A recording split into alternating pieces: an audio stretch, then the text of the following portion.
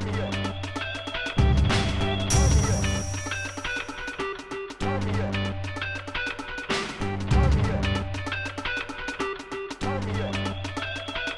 the gridiron to the court, talking all that is sports. Members of the Busted Open Nation bring to you our Nation Sports Show. Here are your hosts, Jon Blayne, Carl Roberts, Kevin Statman McDuck, and Steve Wyand. Good evening, everybody. How in the hell are we doing tonight? Hopefully this will work now. Take 2 on that. How in the hell are we doing tonight? This is the Our Nation Sports Show coming at you like we do every Thursday night, 7 p.m. to 9 p.m. As always, I am joined by the same group of people that are always here with me every week. If you want to get in contact with the show, there are 2 ways for you to do that. Option 1 is if you are in the Discord server, go down to where it says Our Nation Sports Show. That's where you can chat with us. If you want to listen to the show and call in, go a little bit further down to the voice channels and just find the Our Nation Sports Show voice channel, and that's where you can call us. If you're not in Discord and you're watching on YouTube, you guys can also get in contact with us as well. Go to any of our social media accounts, either Facebook, Twitter, Instagram, you name it. Just search Our Nation Sports Show. You can find us, get in contact with us. We would love to hear from you guys. If you want to join the Busted Open Nation Discord, it's at discord.gg/Busted Open Nation. That's how you can get in contact with us through there. But let me go around the floor and introduce everybody. As always, I'm joined by my main man from New Jersey, Carl Roberts. Carl, how you doing tonight? What's up, you sports fans? Let's get the show rolling. Absolutely. Now, I think he may be in Colorado, even though he lives up in the Northeast. He is our stat man, Kevin. Kevin, how you doing? Not doing too bad. What's up, everybody? All you mutts out there watching this show. And he can't see us, but we can see him. Stephen Wonder has joined us. Steve, how you doing? Hey, let's go. Let's do this. How was your guys' week? Interesting. Good. Can't complain. Long. So she said. Yeah. And the show's already off on such a great note. But Only took 3 minutes. Hey, I'm not even going to finish that line on that one. But what do you get to do with the rest of the 23 hours and 57 minutes? Jackass. Anyway. But yes, guys, we are now, you know how and this is the only wrestling point I'm going to make on the show. You know how in wrestling, we're on the road to WrestleMania? Yes. Well, guys, we're on the road tonight to the start of the 2021 Major League Baseball season. It's only a few weeks away. In hour number 2, not hour 1, hour 2, we're going to begin our baseball preview by talking about the Wild West, known as the National League West. So you may or may not get another rant from myself and or Steven, because we're going to be talking about a certain troll that's in Los Angeles now, but I digress. Let's get rolling now. We're going to get rolling. I know we have some other stuff to get to. Let's first go with the big story that happened this week as far as Tiger Woods. Briefly touch on that. Overall, what were your guys' thoughts? Carl, I'll throw it to you first. What was your thought when you first heard about the thing with Tiger? He can't stay out of trouble. To be honest with you, I first heard about it. I'm like, okay, before I jump to any conclusions, let me see what all the reports are and what his conditions were. And he's got a long road to recovery. He broke his femur, he broke his ankle, and just that alone is a year's worth, excuse me, years worth of recovery, especially the femur. It might be the point where he's got to give up the cleats, or if he plays, it's not going to be every tournament. It just might be like at a local golf course being a trainer. Yep. Well, the one thing they said when the news broke originally, they said he's lucky to be still, because they said of how badly damaged that car was. Mm-hmm. They said he is lucky to be up. Right. They said now that that's behind him, the next thing is, will he actually be able to walk again? When I first heard about it, I was at work when I heard about it. And once I heard the Jaws of Life was brought in, I'm like, this isn't good. But apparently now there's rumblings that they never actually needed to use the Jaws of Life. That they were able to kind of, I think, what was it? Well, no, break- they had to use the Jaws of Life, and they cut the windshield. But here, real quick, I'm going to give an update on what I just said. So the surgeons, he really messed up. It's the upper and lower portion of the tibia and the fibula of his right leg. So that means his right leg is completely gone. It was shattered. Yeah. They had to put in rods into the tibia and screws and pins to stabilize his foot and ankle. He's going to have severe rehabilitation for this. Yes. Yeah. It's Absolutely. worse than having a football injury. Yeah. Correct.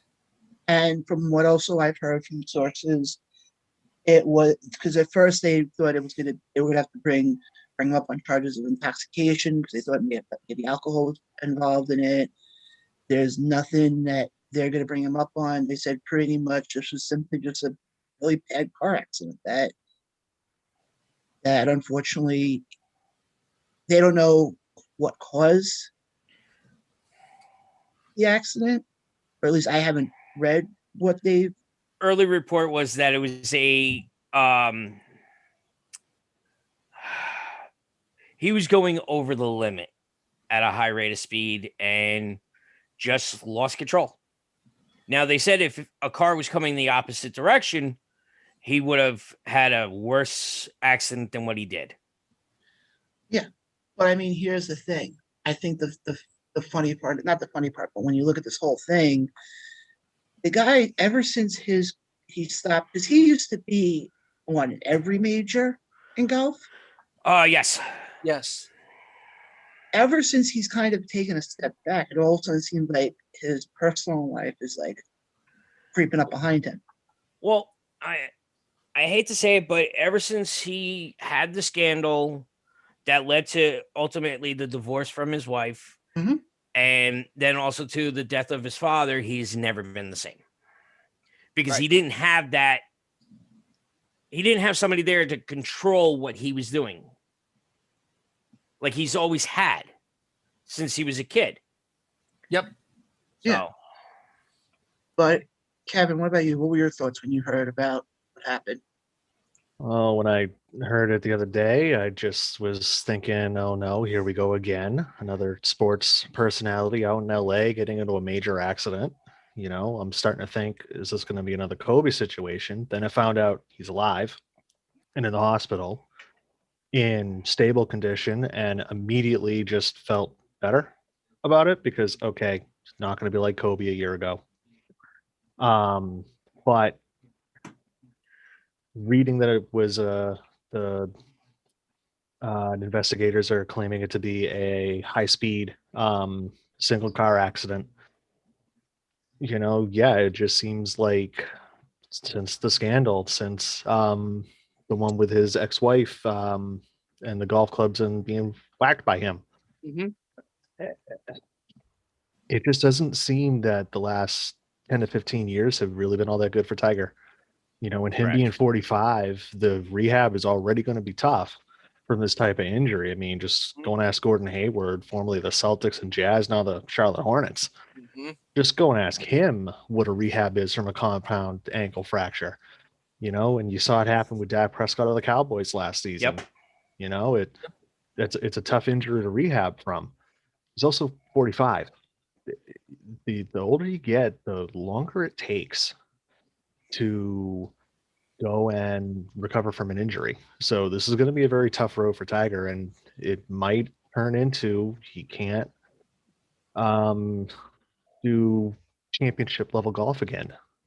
You know, but the same time, it's Tiger Woods. He's been a fantastic golfer since he was 3 years old, and probably even earlier than that. Mhm. But still a sad thing, no matter what, even if it is his own doing. It's funny that you say it like that because when you said that, he was a good golfer since he was 3, I just imagine him being like 2 years old and, shooting like, at like the PGA tournament. But Stephen, what about you? What were your thoughts when you initially heard about what happened?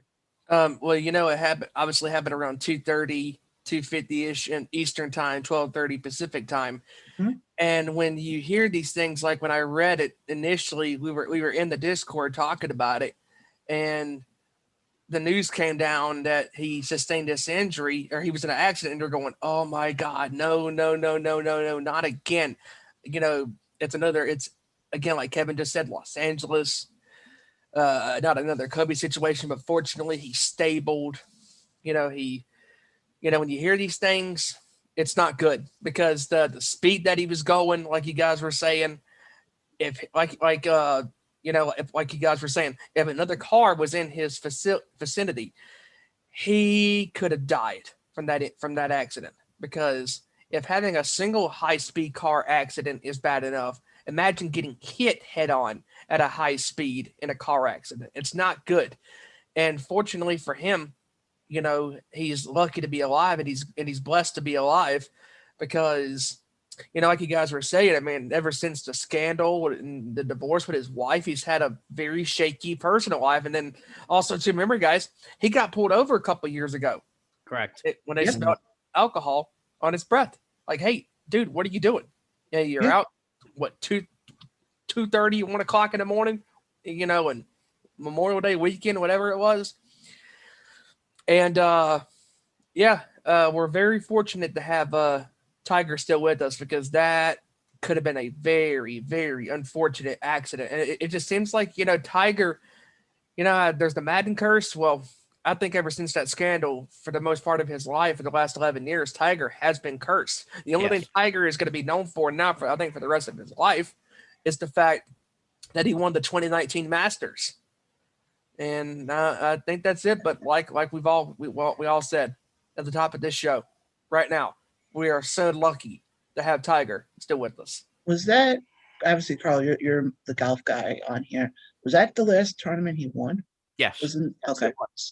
Okay. Now, also too, for those that don't know that much about golf is a sport that you don't normally, the pro golfers don't get a chance to sit down after a play or after a quarter. They're constantly on their feet walking the entire course. Yep. Mm-hmm. The only time you would actually see them sitting is if they're practicing.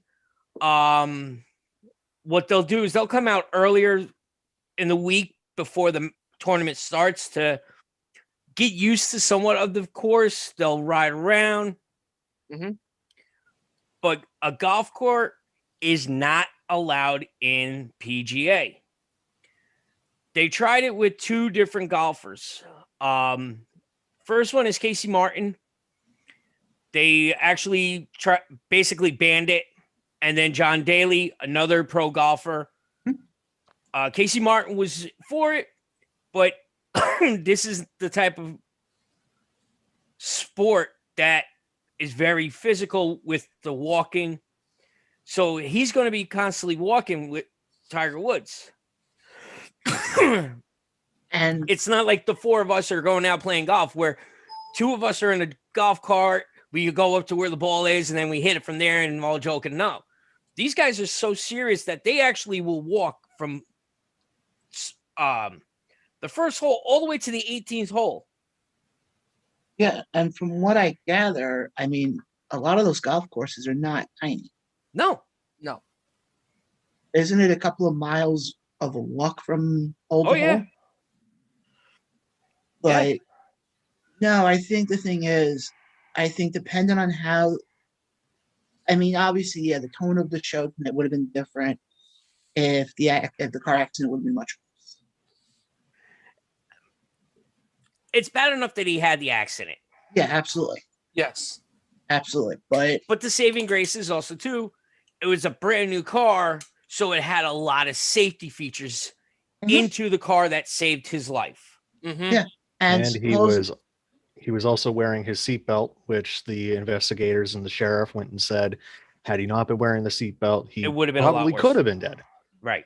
And the thing they also said, I don't know, forgot who they interviewed, and they said they didn't know it was Tiger at first until they actually got to the car and started pulling away like the parts that were broken, and then they realized, oh crap, this isn't just some regular Joe Schmo. You're This dealing is with Tiger Woods. you're dealing with arguably one of the best golfers around. Mhm. And so I think the one thing we can all say is, Tiger, if you're watching, we want you to have a speedy recovery. Just please do us a favor. Slow the hell down. And also, too, kids, I hope you learned a valuable lesson from this. Do not Wear your seatbelt.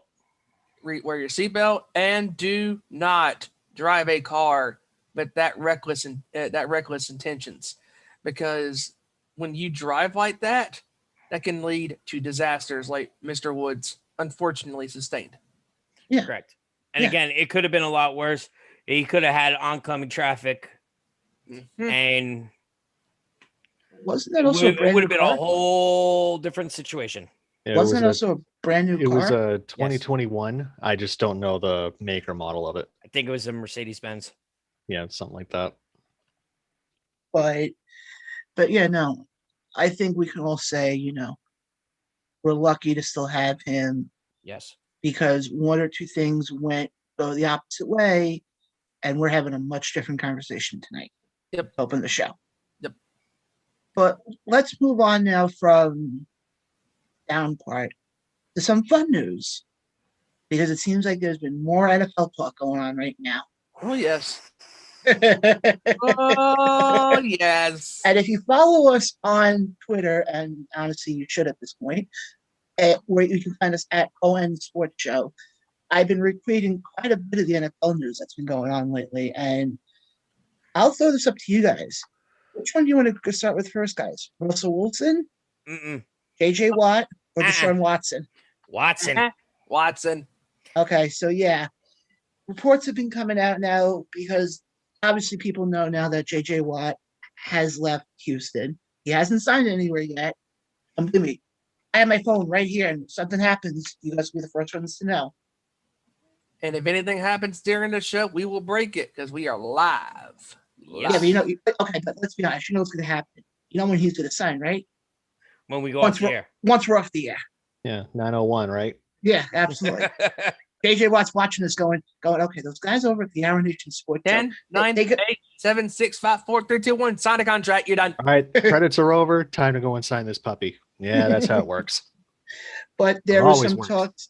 There were talks that supposedly they were going to try to convince Watson to stay, and doesn't seem to be the case. Uh-uh. Yes, Carl.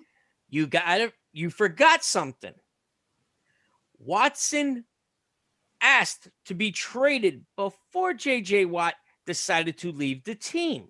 Oh, I knew that. I was getting to that.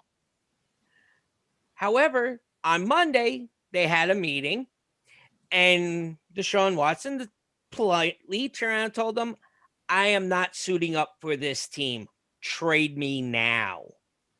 But we've said this That's before. interesting. Oh yeah, it's interesting. But we've also, like we've said before, when we had Lance on, we brought it up. A lot of, I think, the issue with Watson is what happened with Stafford. Because look at you don't think that has any bearing on it? The reason he's asking for the trade and getting out of Houston is because upper management did not take into consideration his choices for head coach that are more qualified than the head coach that they have now. And not that just that. And not just that, but I think Watson still holds it over their heads, considering that they got rid of his best receiver in DeAndre Hopkins. That too. Yes, yeah. But I just think, to me, this whole the only reason why I'm saying I think the Stafford deal has some bearing on it is, look at what happened in the Stafford deal. Obviously, we all know Stafford got traded for Jared Goff. Right, So but this Houston- all happened after Watson did Well, the moves he did. Oh no, I get that, but I think what happened was I think Houston now, on February 25th is sitting there going, we're not going to get rid of him unless we get back a top level guy. Mhm. And I think that's the problem because realistically, the teams he wants to go to, unless there's a new team thrown in there, I know the top team that's been mentioned is the Jets. And I know there's been a lot of talk about with Arnold. Now, do you think honestly Watson is worth Arnold?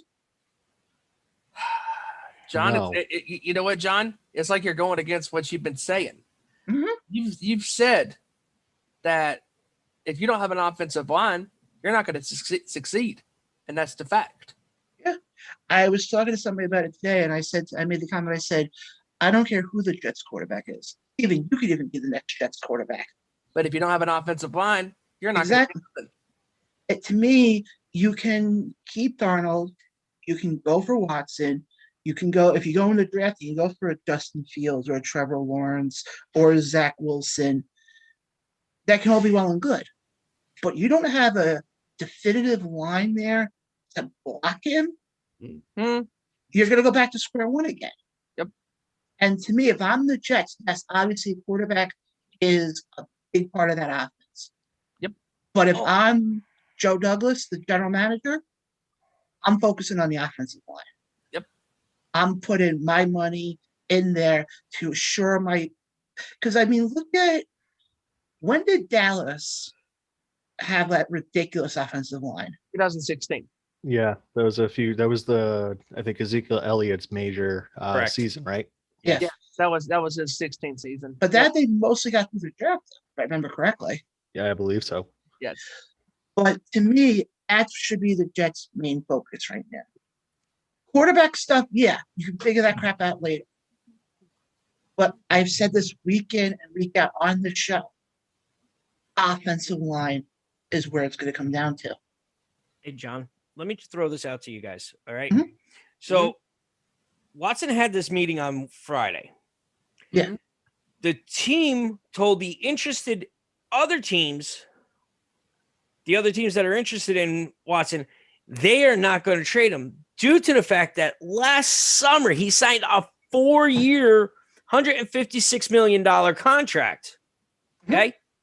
Mhm. Now, if the Texans trade him, that would give him, it would cost the Texans $21.6 million in dead money against this year's salary cap. It's a significant hit since Watson's cap number, if he's still on the team, is just $15.94 million. Mhm. Yeah. And I just think to me, the way this whole thing. Now, let me ask you guys this stuff. Oh, excuse me. Do you guys think, and I just posted this actually in YouTube chat, do you guys think Watson will end up playing for another team? It's a tough call. That's a tough call. I said It would have to come down to almost where it's the last minute trade. if I'm Not Houston- even before like the camps start. It would be like right before the season start. That's how close I'm saying this is. Yeah. Not even preseason. The actual season itself. But Steven, go ahead. I think, as I said last week on the show, Houston needs to hold a gun to his head and basically said, "Look, dude, you're the one that signed this $156 million contract to be with us. I'm sorry, but when the going gets tough, you don't jump the gun. I get it that a head coach, this is not who you want, but there's been great sports athletes that have had coaches they didn't want them to begin with, and they went on to have successful careers with those teams. I mean, And Watson, he's a talented player, and what they need to focus on is getting him some huge pieces in the offensive line to counteract. his abilities. Because again, if you don't have an offensive line, you're not going to succeed. Yeah. And I think Watson is a talented quarterback. He's young. He's got a good arm. He's very solid. He can run when he needs to run. I mean, that Houston team that faced Kansas City 2 years ago in the wild card game. Yep. Or excuse me, the divisional round. That was a good team, but the problem is their head coach couldn't get his head from his ass out of his ass, and they just bad moves in the game, and then bad moves in the offseason. And I think that's I understand Watson's frustrations, because I'd be frustrated too. Geez, I signed this contract. You get rid of the best receiver on this team. I get it, but at the same time, if I'm Houston, look, brother, like I said, you signed that contract. You're still playing whether you like it or not. Yeah, but to me, I mean, I laughed though when Watson made the whole thing originally about how he wasn't consulted on, the head coach. To me, I don't figure Watson to be the one that the team should really look at. Because to me, Watson, I don't want to say he's a good quarterback. Don't get me wrong. But to me, he's not somebody who I would back the Brinks truck up for and pretty much tell the Houston Texans, okay, we'll take him. Who do you want from us? Because he hasn't really done much in Houston. I mean, he's gotten them to the playoffs, what, a couple of times? Yeah. But to me, it's like, I mean, here's my thing. Yes, obviously we know that, he doesn't want to play in Houston, but because of the fact that Watson is basically sitting there and telling them, I won't suit up for you guys. I want to be, traded. Is he almost hurting his own value?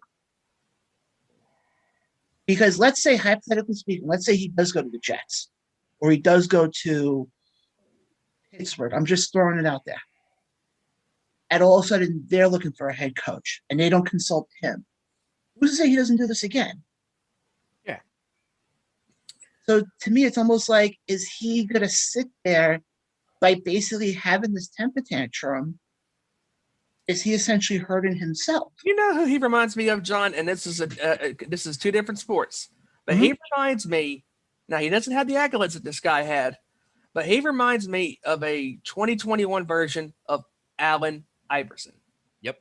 Because Iverson had an MVP season in 2001, took the Philadelphia 76ers to the NBA Finals and faced the dominant Los Angeles Lakers. And the Lakers that year were 14-0 or 12-0 heading into the playoffs.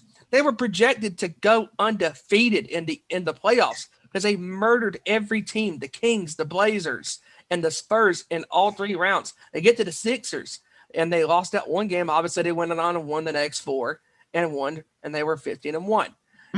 And Iverson had a great season that year, and he had a solid team around him. He rallied the team around him. He said, hey, guys, we can be champions. They lose the finals, and then they came back the next year, and they weren't what they were. And he was missing practice, and he was making that whole practice thing all about himself because he figured, well, shit, I can miss practice and still show up and be a great caliber player to the team. No, sir. That's not the way it works. Just like Deshaun Watson. He thinks that he can go to any team and make some schmuck on the Jacksonville Jaguars a solid receiver. No, sir. You have to have an offensive line. You have to have a receiver that's good enough to catch the ball. And you have to have the attitude that I'm going to do whatever I can to make people better around me. That's what Tom Brady does. That's what Patrick Mahomes does. That's what Brett Favre did in his career. That's what the great Drew Brees did throughout his entire career. And I think he's retiring, obviously, as well. But that's what the great quarterbacks have done with whoever the head coach is. They don't care. They go out there, they play their game, and they do their job. Watson, he's a solid player, but he's got to change his attitude. And here's the thing. I just pulled up his information here from Pro Football Reference. He doesn't really have outstanding numbers. No, last year was his He set career highs last year with passing yards, touchdowns, and completion percentages. Yeah.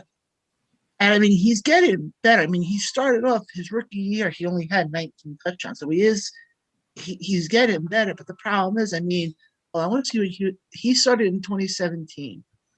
So I just want to see what was Houston's record that year, because I think that also has a lot to play in it. If you look at how the team performed in the years since since he's been there. Now, for some reason, like, here we go. Right now, I mean, Houston, like I said before, he started in 2017.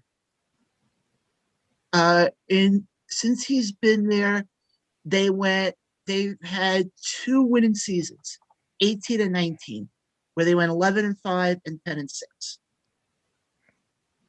And both of those, they lost in the divisional round and they lost in the wild card. So realistically, and then last year they went 4-12.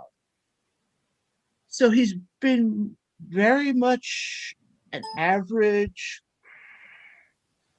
quarterback at best. I mean, I'm going to go through what the win-loss record was in the 4 years he's been there. This past season he went 4-12.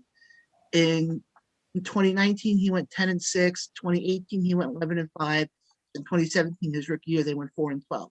I just looked it up, John. In 2016, they finished first in the AFC South at only 9-7. Yeah, and I'm just looking here quickly. Houston, even under the Gary Kubiak days, they haven't gotten past the farthest they've ever gotten was in 19 when they lost in the divisional. So. Well, you also remember this is a team that started in 2002, so there's going to be a lot of years of slow growth and catch up before they can go. And can we make a case for Deshaun Watson? Yeah, if you look at the average numbers throughout the NFL for quarterbacks, yeah, you could say that he's an average passer. But you put Deshaun Watson in the Dan Marino era, and he's an elite passer like a Marino or an Elway back then. Because, I mean, throwing for 4,800 yards is, in a very much passing-dominated league right now, that's ho-hum, 4,800. Talk to me when you hit 5,000. But back in Marino's time and Elway's time, the 80s and early 90s, yes, 4,800 yards was unheard of. Yes. Well, yeah. Also, too, I'll probably get chastised for this too, but it was also a different playing style back then too. Mm-hmm. Where the quarterbacks more of a running back. Well, not even that. The quarterbacks got sacked, not this little shit that they got now. Yep, they were getting sacked and hit. Even so much as look at a quarterback the wrong way, and they're getting flagged and suspended. Exactly. It feels like that sometimes and then it's not for every quarterback, you got a guy like Cam Newton who goes and gets taken down hard on the field, but that's not roughing the passer. But how dare you touch Russell Wilson? No. I'm sorry. No, Kevin's right. Because if we're talking the running quarterbacks, Russell Wilson gets all the accolades. Mm-hmm. Right. But God forgive me, please, God forgive me. The friggin' golden child of the NFL. One little thing. Oh, they're throwing flags. And no offense, but even the great Peyton Manning. Yes. The biggest baby is number 12 in Tampa Bay right now. Yep. That is still the biggest baby. I've got about 20 years of experience that says otherwise in terms of the biggest baby in the NFL as a quarterback. Brady is definitely up there, but seeing Manning faced for 20 years as a Patriots fan is always fun, but it's just the epitome of Peyton Manning being a baby. Not taken away from his Hall of Fame career, but I just got a kick out of it when something didn't go right and he would blame everybody but himself. It's funny, you bring that up too. Remember that AFC Championship game against the Patriots in 04 or 03-04 when they beat the living crap out of them, 21-3? Yep, I remember that. It was snowing out, I think. Yes, and they were like, "Oh my God, no, you didn't show up." And you bring this up. I mean, Watson.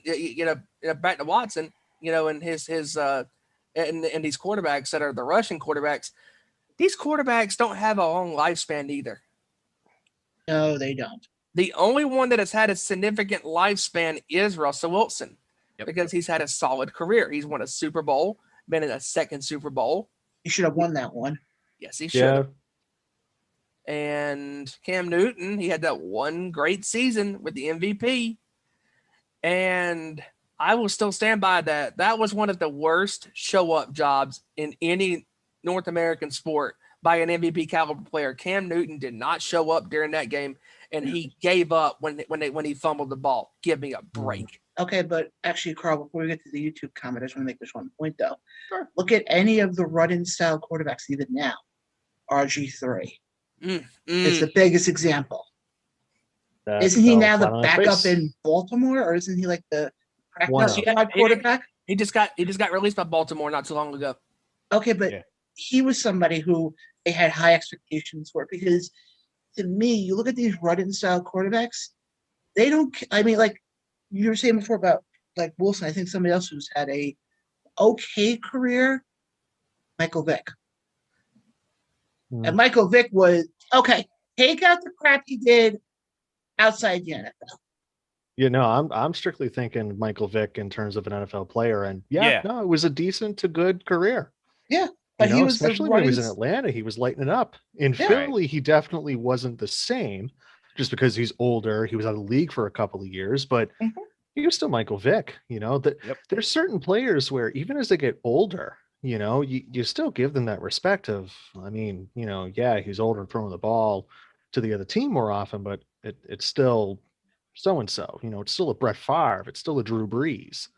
Yeah. They have that name recognition and that respect in NFL circles. And I think Russell Wilson, in his 9 years playing in the league, he's earned the respect of players, because they know that this guy in one throw can change the course of a game. Oh, absolutely. But actually, it's funny you keep bringing up Russell Wilson. We're going to get to him in a little bit because he had some news today. But before we get to that, Carl, what do we have going on YouTube right now? So Ezra, good old Ezra, turns around says, I think he will stay in Houston. He doesn't have the Tom Brady or Drew Brees level of pull to hold up the organization to trade him. Stats speak volumes and is just as important as money. Interesting take by Mr. Ezra. Yeah, interesting take there. Because on one hand, yes, he's right on the fact of Watson is not Brady or Brees, or even go back to the days of Peyton. He doesn't have that pull. But it's interesting that he would say about how stats speak volumes and it's just as important as money. I mean, we just went over his stats before. His stats are not stellar. You know what? And I'll even say this. When you look at the players that have been in the league that have been great players, I mean, like, okay, comparing this, Aaron Rodgers, Peyton, when Indianapolis got off the ground, Patrick Mahomes, Brett Favre with the Packers, etc. I can throw any name out there, Breeze, Roethlisberger, whatever, you name it. And their first couple of seasons, they had very, very, very, very good numbers.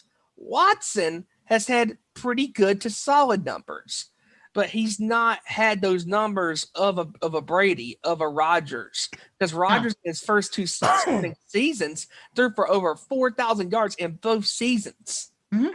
And Mahomes in his first year, starting with Kansas City, threw for 5,000 yards, 50 touchdowns, won the MVP. Peyton Manning, when those Colts teams got off the ground, he was winning MVPs. He was throwing for 4,000 yards plus and 30 plus touchdowns. Rodgers, 4,000 yards plus, 30 plus touchdowns in both seasons, basically. Brady with the Patriots, those numbers were stellar. Stellar. And Roethlisberger, his first couple of years were stellar. Pretty solid. And then he turned out great. But Watson, he thinks he's all that.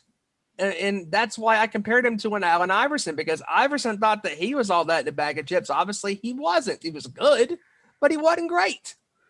He was mediocre. Yeah, I mean, we just went over his stats before, but I want to change gears for 1 second. I just want to pull up exactly what was said about it because we keep mentioning Russell Wilson. And according to Adam Schefter, he tweeted out today, Seahawks quarterback Russell Wilson has not demanded a trade. His agent Mark Rogers told ESPN, Right. Wilson has told the Seahawks he wants to play in Seattle, but if a trade were considered, the only teams he would go to are the Cowboys, Saints, the Raiders, and the Bears. Correct. Mm-hmm. So I just want to repeat those teams again. The Cowboys, the Saints, the Raiders, and the Bears. Because the thing also, and I forgot who tweeted this out also today, Wilson has a no trade clause. He basically can tell Seattle where he wants to end up going. But also, go ahead, Stephen. I'm sorry. And also, two out of those four do not make any bit of sense because Dallas still has Prescott, and the Raiders still have Carr. And Carr had one of his better seasons with the Raiders in their first year with Vegas. Yeah. And Chicago makes sense. The reason this is all transpiring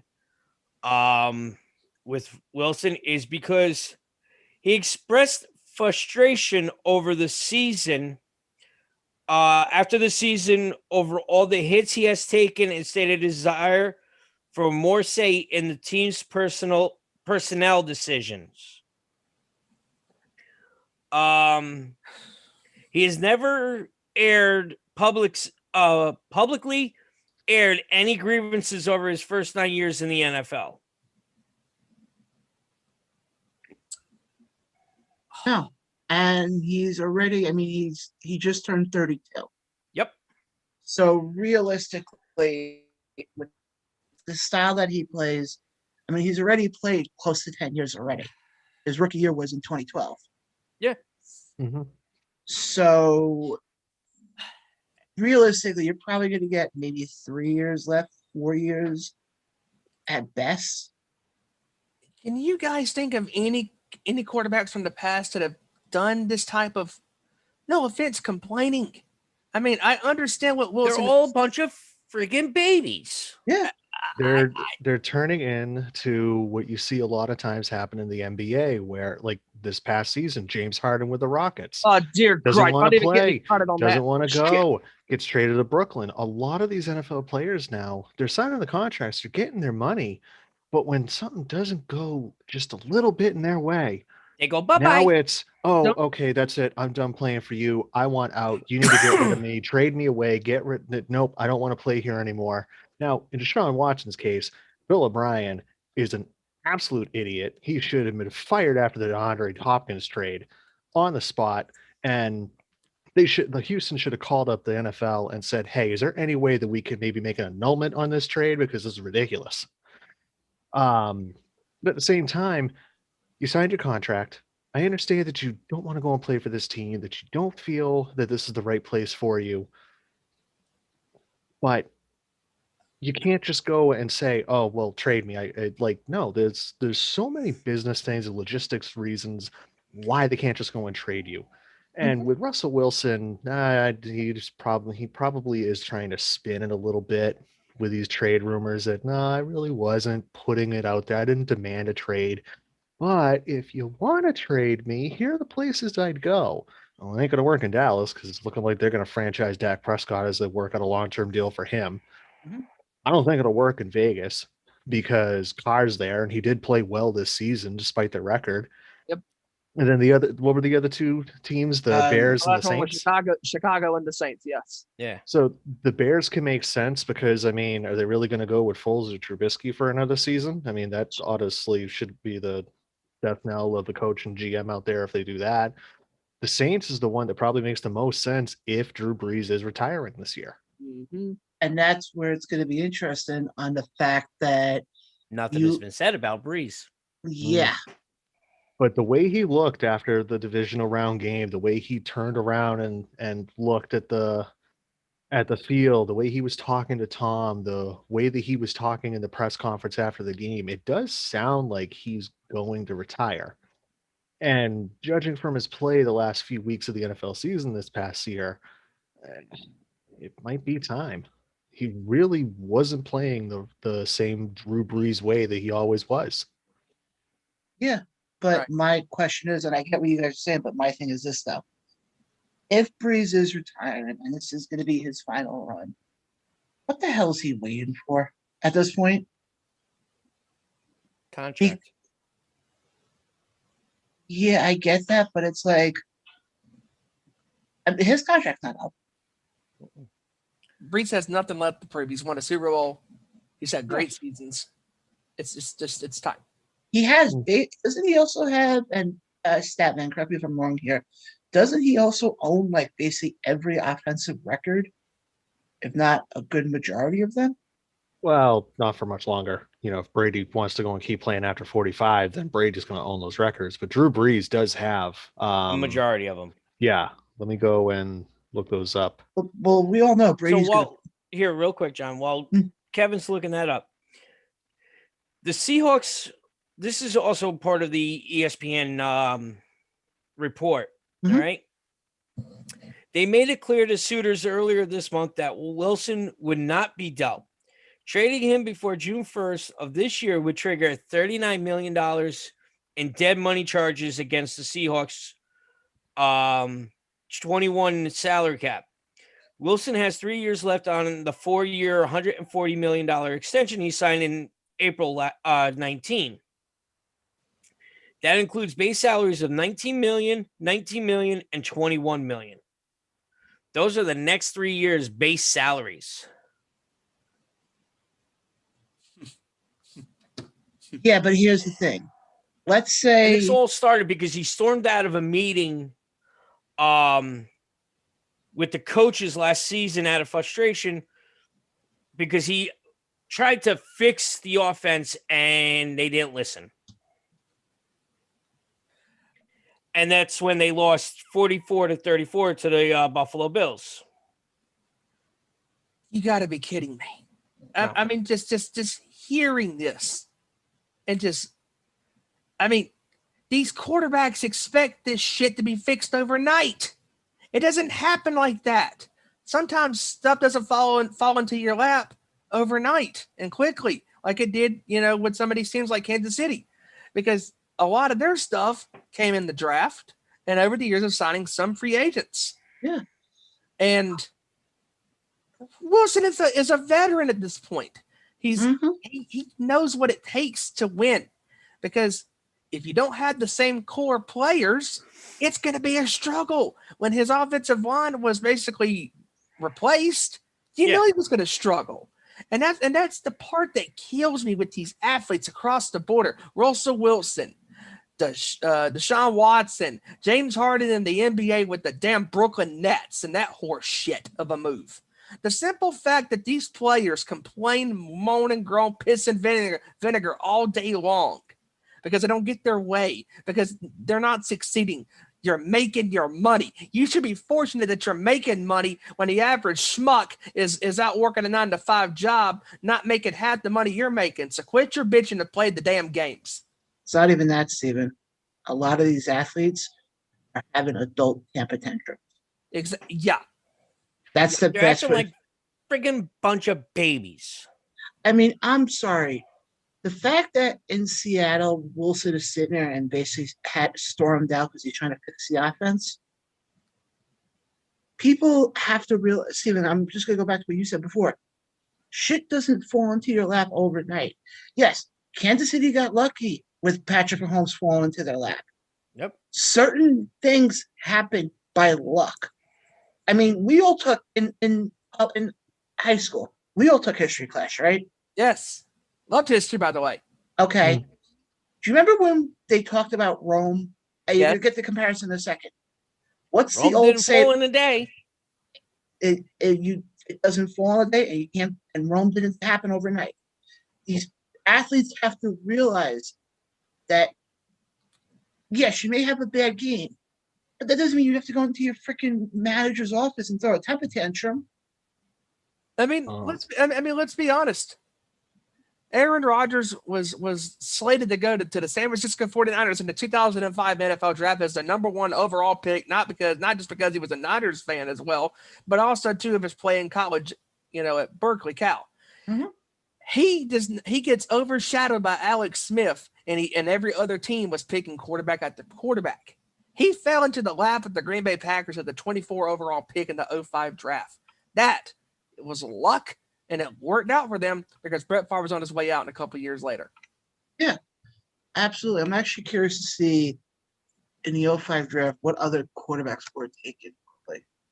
Well, John, while you're looking that up, I did go and look at Breeze's career stats. The two that I have, the most important when it comes to quarterbacks, yards and Mhm. touchdowns. Mm-hmm. For yards, he is number 1 with 80,358. Tom is behind him at number 2 at 79,204. So he's only got 1,100 yards ahead. And Brady has the lead on touchdowns by 10, 581 to 571. Wow. Okay, here's the funny thing. I just pulled up the 05 NFL draft. All right. This is people that were picked before Aaron Rodgers. You had Alex Smith at 1. I'm not going to go through every pick. I'm just going to pull out some of them. Cedric Benson was taken before Aaron Rodgers. Mm-hmm. Wow. You had Cadillac Williams taken before Aaron Rodgers. Now, this is a name that should sound, actually, no, never mind, it's different. Adam Jones is another one. Carlos Rogers, Mike Williams, DeMarcus Ware, Jamal Brown, Thomas Davis. Let's see here. You ended up getting Rodgers at number 24 in that. Yep. But if you go through everybody who's on this list, I don't think half of these guys are even in the damn league anymore. Nope. I mean, Braylon Edwards was taken before Aaron Rodgers. And Braylon Edwards hasn't been in the league now probably 5 years, if not more. Something like These that. are all quarterbacks you're talking about, right, John? No, these are just the no, players. ex-players. The Running only backs, quarterbacks taken Running in backs, that defensive players. How many quarterbacks were taken in the first round before Rodgers, Rodgers? 1, Alex One. Smith. Alex Smith. Just Alex Smith. Just Yeah. Alex Smith. The The one very quarterback- next pick after Rodgers was Jason Campbell to the now Washington football team. Yeah, he's correct on that one. Yeah. Dude, this is Statman we're talking about. He knows this stuff. Well, as a quick little aside, Ryan Fitzpatrick was also in the 2005 NFL draft. He was in the 7th round, pick number 250 to the St. Louis Rams.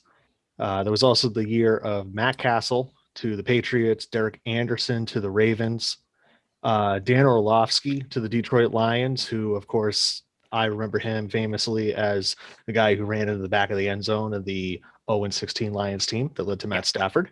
Mhm. Kyle Orton is also a big name that I remember from that draft class. And yeah, like you mentioned, Cedric Benson, was a pretty good running back for the Bears at the time. Yep. Cadillac Williams didn't Yeah. really pan out all that great. And Most Again, of those guys didn't. Ryan Fitzpatrick, I may say something about the Patriots real quick. That's the guy they should probably sign, because if it's going to be 4 or 5 years of purgatory till you find the next Brady or the next Peyton Manning, might as well go and get the best of the purgatory quarterback. So to go and use the words of 98.5 The Sports Hub's Jim Murray, hashtag show us your fits. Interesting. But But yeah, we were talking about these quarterbacks. These current sports athletes that need to get their head out of their butts and realize that stuff does not come overnight. no, it doesn't. Let's get to the last NFL stuff before we get to the one hockey story I want to get to. JJ Watt. Ooh, boy. We say the best for last. Oh yeah. According to reports, Carl, what were you saying? You said you made. I you made- saw it was You said 14 teams. yes, 14 teams have basically said that they want lots. So it's heating up for that. Yeah. And like we said, he'll probably end up signing after we go off the air. It's a conspiracy. And because we're getting to him about an hour into the show, he's now going to sign at like 9:03. Yeah. He's going to wait till we're really off air. Oh, yeah. And interesting part, one of the teams that's a very strong possibility is Cleveland.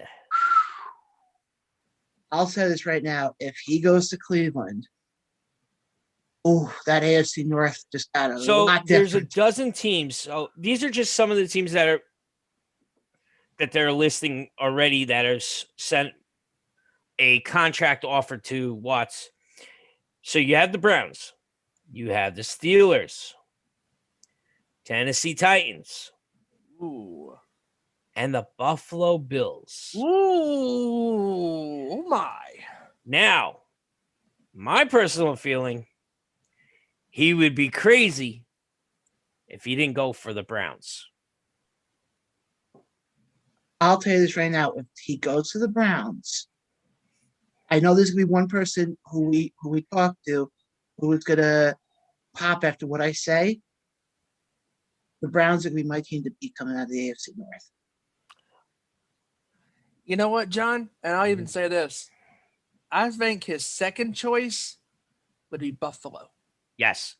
I'm going to say this. If he signs with the Cleveland Browns, I would not be surprised to see them in the Super Bowl champs next year. Whoa. Hot take. I February 20 could see Cleveland doing what Buffalo did last season, getting close, but just short. I don't see them getting the Super Bowl with just Watt. Hot take. Mark it down, folks. February the 25th, 2021. Carl Roberts in New Jersey, who is a diehard Patriots fan, is saying Cleveland Browns to win it all if J.J. Watt signs. Okay. And that's only if J.J. Watt signs with them. Okay, hijacker, when you see this later on, there's your clip of the week right there. At 7:57, we're marking it down. February 25th, 2021. Carl is sticking to his gun at 7:57. The Cleveland Browns are going to make a Super Bowl run if Watt signs. Now, Carl, respectively, I will disagree because I don't think Watt is that one move. Now, he might be the one move on the defensive side of the ball, but they could use maybe that one little move. Not a star player, but a very good defensive player on that secondary side, because their secondary is not that good. The front seven's good. But, dude, if they get Watt, forget about it. Their front seven is going to be even better. Yeah, I think that's – but I will say this. As much as I'm not going to go as far as what Carl said, but I will definitely say this much. If he signs with Cleveland, I think Pittsburgh's going to have a tough time. Yes. And with what we saw with Baltimore this past year, yes. Realistically, obviously, we'll do our NFL preview much later on in 2021. But if he signs, the AFC North now becomes a 3-team race. Pittsburgh, Baltimore, and Cleveland. Nobody gives a crap about Cincinnati. Right now. Yeah, but to me... That's another team that, if there's one thing in the NFL, patience is not anybody's speed. So, I mean, you see it right now with the Jets where they're all clamoring to get rid of Sam Darnold because he's somehow a bad quarterback, even though he was apparently with the coach who's supposed to be a quarterback guru because he coached with Peyton Manning in Denver. Yeah, okay. Adam Gase was just a bug-eyed, wide-eyed creep. Was he a serial killer? No. Could have fooled me in that first press conference. Yeah, looking around the room. Look at that over there. Look at that. Look at that over there. Failure of a coach. God, what have we done? You added me. That's what you did. Yes. But my thing is this, though. To me, Watt goes to Cleveland. Wherever Watt goes, he is going to make a humongous impact. on that Mhm. defense. Now watch him. He goes to the Jets and he screws everybody over. No, or the other one, he goes to say a Cleveland or a Green Bay or a Buffalo, and he gets hurt, knocked out for the rest of the season with another injury. Yeah. But I do want to get to, unless Carl, did you have something to? I'm sorry, guys. I have to give you guys breaking news, not sports related. This is very big, huge breaking news coming out of United States. United States has launched an airstrike in Syria targeting facilities used by Iranian-backed military. Once I can get some more information, I will give this out. I'm sorry, guys, but this is breaking news that needs to be known to us out here. Absolutely. Oof. Absolutely. But I want to get to one brief hockey story before we get to our baseball talk. And that's that the Montreal Canadiens have fired their head coach, Claude Julien, and has named, and I'm probably going to butcher it, has named Dominic Ducharme. Is that how you pronounce it? I believe so. As the interim head coach. Now, according to ESPN, the Canadiens were one of the hottest teams to start the season and appeared to be a serious challenger for the North Division. However, they have only won 2 of their last 8 games and were hurt by losing back-to-back games in shootout to the bottom-dwelling Ottawa Senators. So, does anybody have any thoughts on Claude Julien being relieved of his duties up in Montreal? Bye-bye. He also used to coach the Devils and the Bruins. So, And that's why I'm saying bye-bye. yep. See you later. 9-5, 9-5, 9 wins, 5 losses, 4 overtimes. Not a great record. Yeah, not good. 4th And overall.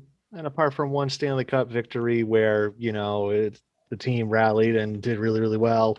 Yeah, not that good of a coach either. No. So, So, as soon as one rookie goes and makes a mistake, got to go and sit him for 3 games because, we can't have a rookie making a mistake. A rookie making a mistake. Yep. And instead of showing them, don't do that, do this. No, we're going to sit you, healthy scratch, get upstairs, stay up there. You're bad boy. Bad boy. Oh, God. Yeah, instead I of hated doing him when he was it here. out of practice with what mistakes he made. No. Yeah. Well, and when Claude was fired from the Boston Bruins, I felt that it was about 2 or 3 seasons too late. Too late. yeah. And then when they fired Chiarelli, now really, that one was way too late. Absolutely. And then the other story I want to get to in the hockey world, before we get to Carl's news and then we get to the baseball talk, is what happened with the Rangers. And I'm probably going to butcher his last name again. So to make sure it's Artemi Panarin. Panarin. Artemi Panarin. Okay. Now, Kevin, since you're more of the hockey guy, can you kind of fill us in on what's been going on with him? So a story came out over in Russia that Panarin had assaulted an 18-year-old woman. There's now been conflicting issues surrounding it, that there are players that played with him who are denying this happened entirely. It's turned into a big fiasco and Russian political debate, where patriotism and your country is essentially Putin over everything else. It's a sad reality over there. And because Panarin has been very anti-Putin in recent years, that poses a problem to those who are obviously pro-Putin. So there's a little bit of belief that maybe this was a fabricated story to go and bring him back to Russia to go and face charges. But obviously you got to go and wait till the entire investigation is out before you go and make any type of snap judgments. It's a Right. tough situation. There was some issues at the beginning of the year where it just didn't feel like he was playing the way he should have been. And we'll see how the This rest of was it goes. basically on his mind for a while. Yeah. Like he knew this was coming down. He tried to play as best as he can, but ultimately he made the decision to take the personal leave to go back to answer any of the questions that they have, do what he's got to do to make this thing right. Yeah, my only thing that I find interesting is this supposedly happened 10 years ago. Mhm. And it's Right. first coming out now. Well, It's a that's whole nother ball game when it's over in another country, dude. Oh, I know. Mhm. I know. Yes. And that also is, like we see it now with the with all the Me Too movements that we have over here in the US. Sometimes you just don't have the courage to speak up right away because they might not be believed, or they might be in a position, the aggressor or the assaulter might be in a position of power that you just are too scared to go up against. So it takes years and years and years to finally say something. Yeah. So that could be what's possible here, or this all could be a fabrication to go and put Panera behind bars because Putin doesn't like Political. that he's And political against him. yes, and real quick too, guys. I know this is off topic what I'm fixing to say, but this kind of follows into what I'm kind of about to say when it comes to people getting charged in different countries. The band Lamb of God was playing overseas in 2010, and if somebody can remember, I don't remember the country right off the top of my head, but they were playing in some venue, and they were playing at this club, and let's just say it was not a great club, and the security was really bad. As far as protecting the fans, and just one fan kept getting on the stage, and there was a couple other fans, another guy getting on the stage, and they were told that the security has your back, and Randy and the guys trust them, and this one guy gets on stage again, and supposedly they said that Randy knocked him off stage, and Randy was charged, and nothing was said because he thought that when he apparently, I guess when he shoved him, the guy, he thought somebody was down there to catch him and whatever. Obviously, unfortunately, that didn't happen, and they were not told what happened because for 2 years they went on with their lives, and they were fixing to they were on a boat, and they were out of the country and check I cannot think of the country, but anyways, and they got stopped. Hey, you've been charged. And then he's like, what? And then he had to go through 7 months, basically 7 months to a year of having that over his head. Did I do it? Did I not do it? And I got to give the guy a lot of credit because he spent time in that prison. And then he came back to the States because they finally got his bond. And they said, sir, if you are charged with this crime, just like this guy going back to Russia, would you be willing to come up here and possibly have to face the crime and pay the price? Absolutely, he agreed. And he went back, went on trial, and fortunately for him, he was acquitted of all charges. And he talked to the family and told him he was sorry about their son, and he would never intentionally harm the son. So I hope for this guy's case, going back to Russia, that he makes right with this. And yeah, just it's crazy. 10 years, like you said, after this. I mean, I wonder why it took him 10 years to get to this story. I mean, was he? I don't know. It's strange. Yeah, but Stephen, like Carl said before, you're dealing with another country. Mm-hmm. Well, also to go off of what Kevin was saying, look how many times, unfortunately, a person gets raped, they don't come forward. Right. No. They live with that for years. Right. Mhm. And then all of a sudden something happens and then they finally speak up. See that a lot in It the could be sports one of world. those cases with this. We never know until all the information comes out, and Mhm. then we can make a judgment. Yeah. Mhm. Absolutely. And unfortunately, you're seeing that more and more in the sports world. Correct. But Carl, let's go now to your quick news roundup. Oh. Or you have something else to add? I just want to add something about this breaking news that I just gave you guys. So it seems that on February 15th, there was a rocket attack on U.S. personnel in Iraq. So this is retaliation from that attack. And that attack that happened on the U.S. military, a civilian contractor, and there was a U.S. service member that was wounded, plus also coalition troops were wounded. So this is a retaliation attack on that into Syria.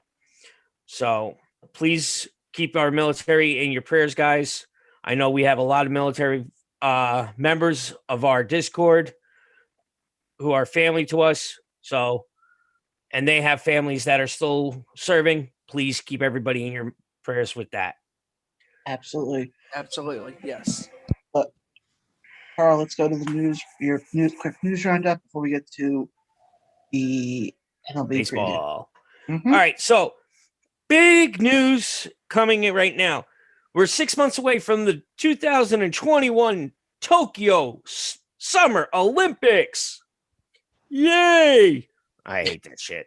I was about to say sarcasm. Come on, much? you're supposed to be unbiased, Carl. So I know who I'm not hiring to be my sports anchor reporter.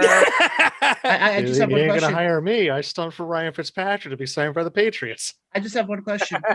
Can the U.S. athletes put themselves over? Let's move on. So the reason I'm bringing this up is the former USA gymnastics coach who was heavily connected with the doctor that just got sent to prison basically for the rest of his life. Just was charged earlier today with 24 felonies. They include 20 counts of human trafficking and forced labor, 1 count of first-degree sexual assault, 1 count of second-degree sexual assault, racketeering, and lying to a police officer. Well, Those are all good things.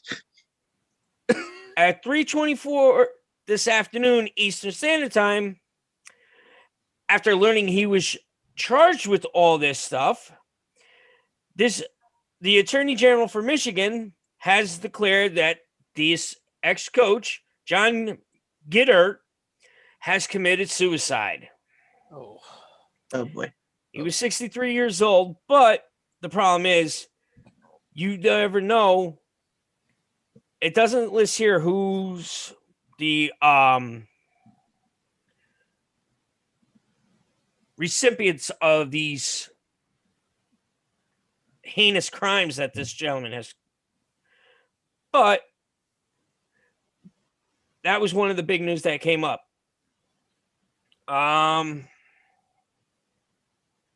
There's also another report, and it's kind of football. But Baltimore Ravens offensive tackle Orlando Brown exploring the trade possibility. So he might be looking for a trade. He wants a full-time role. That's the only reason he's asking for the. What's his On that. position again? Left tackle. Yeah. I was gonna say, Left. what Tackle. Left tickle? Yeah. What does he make the edge rushers laugh when they go down in a pancake? That what he does? Left tackle. Oh, tackle. Okay. Left Nice tickle. asses. Oh, you just took my leg, you idiot. Left tickle sounds like a Muppet on Sesame Street. okay. Anyway, Real quick, the Tennessee Titans wavered wide receiver Adam Humphries. It saves them $4.47 million in the salary cap. That's basically it on the yeah. Football. Going to the NBA real quick. The Timberwolves, Malik Beasley, I think his name is. Yes. He's been suspended 12 games following a guilty plea for threats of violence resulting from an incident in September. All right. I don't see what so his suspension will cost him $1.1 million. Oh, poopy. Oh, Yay. okay. Yay. That's basically it on the NBA. Going over here to the Major League Baseball news. Okay. New York Yankees Jermaine apologizes for domestic violence as teammates react. Jose Abreu tests positive for COVID-19, but the Chicago White Sox say the first baseman is completely asymptomatic. Okay, that's a good thing. Yeah, which is really good for them. I know we're going to be talking about the AL West next week, but real quick, in throwing live batting practice, an optimistic Otani? Atani tops out at 97 miles an hour for the Angels. Ooh. I was like, wow. And that's his fastball. that's great news to hear. After his Tommy John surgery a couple of years ago, or if he didn't have Tommy John, he definitely had surgery on his elbow, which shut him down as a pitcher for the year. Correct. So that is great news to hear.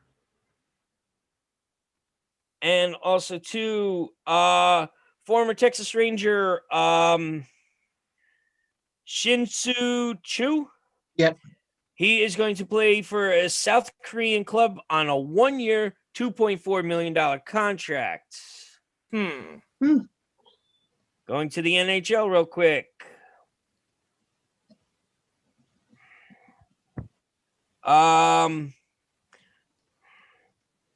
Washington Capitals Hendrik Leverquist months away from deciding future if he's going to retire or not. Interesting with that. All right. So Buffalo Sabres, Russell Teenan, eager to play after COVID. So I guess he had the COVID. Nothing was really ever said. Oh, he was, they said he had it, but he didn't. It was a frightening 2-week bout with it. So get into the story that we just broke about this player, the parent thing. Okay. So the Continental Hockey League, which is over in Russia, says it never received any complaint tied to the alleged parent incident. And this is, so 10 years ago, this happened in December. So they were on a road trip when supposedly this happened.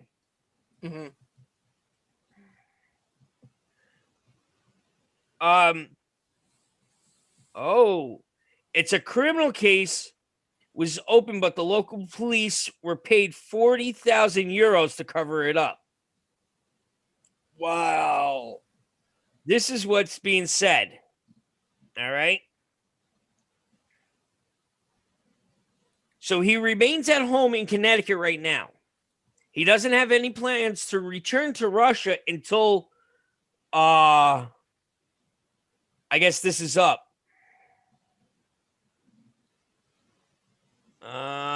That's basically that all they're saying right now.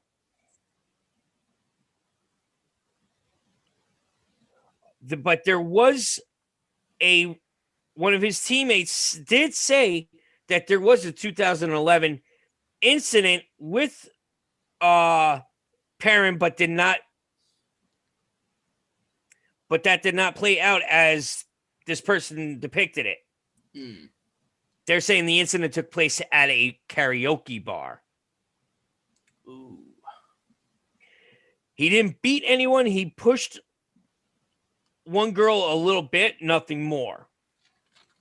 So they're basically saying the charges are bogus. Here is where it comes out. The accuser is a Putin supporter. Oh. Okay. So that's that. Okay. Yep. Okay. Ding ding. Ding, Correct. ding, Circle ding, gets the square. ding. He, So he now didn't we win go beef over stew this here- time. Real quick, we go over to college football. Clemson's Tiger Justin Foster. He retires from football citing issues with asthma and COVID-19. He is only, I think he was only 19, 20 years old. Wow. He was their defensive end. It's making him impossible to return. I will say this with COVID. One of the side effects of having COVID is your lung capacity is shot. So if you do have an underlying cause like asthma, it's going to be very, very hard for you guys to come back, because I know somebody that had it. And their lungs look like they're 80, 90 years old, smoke 20 packs of cigarettes a day. Oh, jeez. Yeah, there's no way of coming back from it.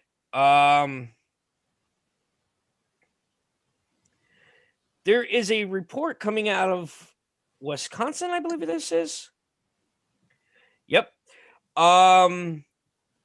Former wide receiver from Wisconsin, Quintus Cephas, whatever his name is, said in a lawsuit filed Tuesday against the university that he was used as a scapegoat during a sexual assault investigation that resulted in his temporary expulsion. He's seeking unspecified damages in the lawsuit.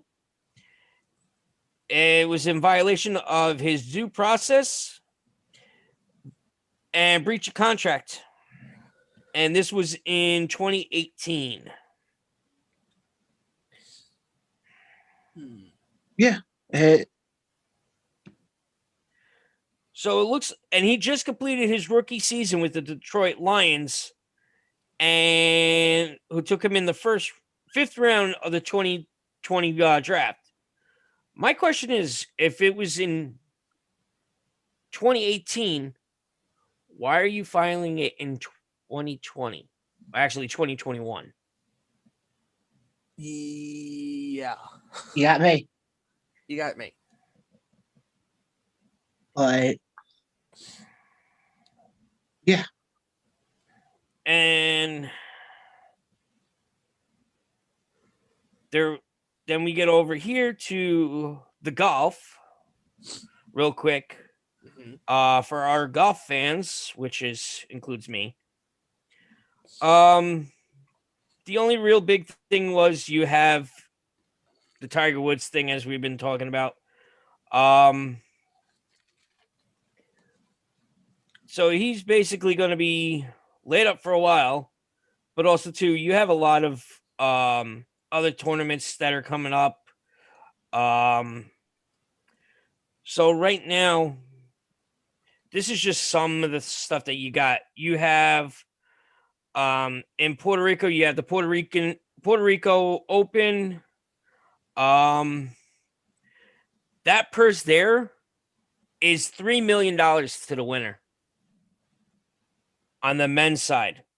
On the women's side, same. This one's is actually played in Bradenton, Florida. Okay. And this is for $10.5 million for the women's. Oh. Yeah.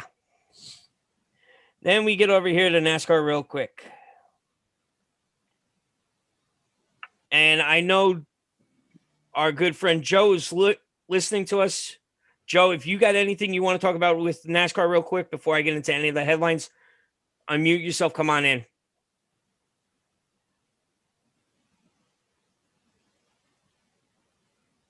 Okay. Chip Ganassi suspended for one race, fined $30,000 for bringing a guest to the pits at the Daytona.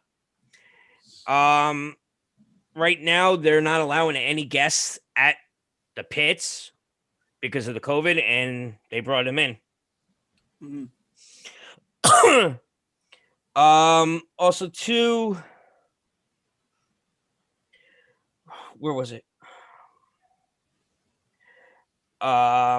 New Orleans Satan star Alvin Kamara.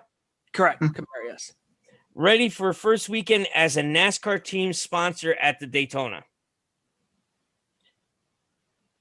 So that was what was going on there. But this week they're in Miami at the Homestead. And their defending champion is Danny Hamlin. And that is basically it that I have for right now. All right. Guys, this next segment is a segment I have been looking forward to for a long time. You guys have your footballs, your basketballs, your hockey. There's one sport I have. It's my national pastime. Baseball.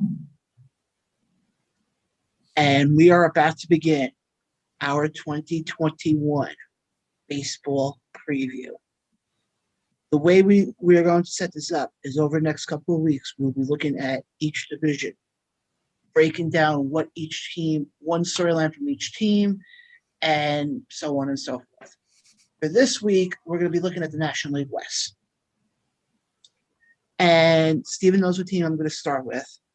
Team that gave us probably our greatest rant a couple weeks ago. Yes. And that's the Los Angeles Dodgers. Yes. Now, the first thing I want to get to is a question I want to ask all three of you guys. I asked this on Discord as well and YouTube. Do you guys think they can repeat as world champions? Now, before you answer it, let me just throw you out the stat. The last time a team repeated as World Series champions was when the New York Yankees won the World Series in 98, 99, and 2000. So we're going over 2 decades since a team has repeated as world champions. In addition, according to Vegas Insider, the Dodgers are 4-1 odds right now to win the World Series and are 2-1 odds to win the National League. Might I also mention they have a lot of the guys coming back that helped them win it last year. So, Kevin, let me throw it to you first. Do you think the Dodgers have a shot to repeat as World Series champions? They've probably got the best shot to repeat as World Series champions in years. I think the last team probably was the 2009 Yankees or the 2008 Phillies. Those are the 2 years that those 2 teams respectively won the World Series. The following year, they're probably the closest I can think of to teams that could go and win a championship. And now the LA Dodgers, they've probably got the fast track to winning it. I mean, last year in a 60-game season, they go 43-17. Clearing away the best record in the Major League Baseball. They added Trevor Bauer. They just re-signed Justin Turner. They were able to avoid arbitration with Austin Barnes. They were able to avoid arbitration with Walker Buehler. along with Julio Urias, Cody Bellinger, Corey Knebel. They're basically, except for Kiki Hernandez, they're basically bringing back the 2020 World Series championship team. Yeah. They definitely have the best chance. Yeah, but also I think the thing is, look at, not even talking about the American, look at the National League. Who's honestly going to stop them? Yeah, don't get me wrong. The Mets have the pitching that can give them some trouble. St. Louis, as we mentioned, last week, always seems to cause teams problems. So who's really going to stop this team on the National League side? Closest I can think of is probably their NL West running mates in San Diego. Yeah, and we're going to get to them in a second. Yeah. I think realistically, yes, you want to worry about every team that you play. But if I'm the Dodgers, the team I focus on the most is like team that Kevin just said, team that's literally in your backyard. Because if there's anybody who can screw up this whole thing, it's going to be them. The biggest move the Dodgers made this offseason was obviously Trevor Bauer. And what I want to bring up with you guys now, the addition of him, does it honestly, it's not going to hurt them, but does it honestly help them a lot, being that they did bring back a lot of their key players?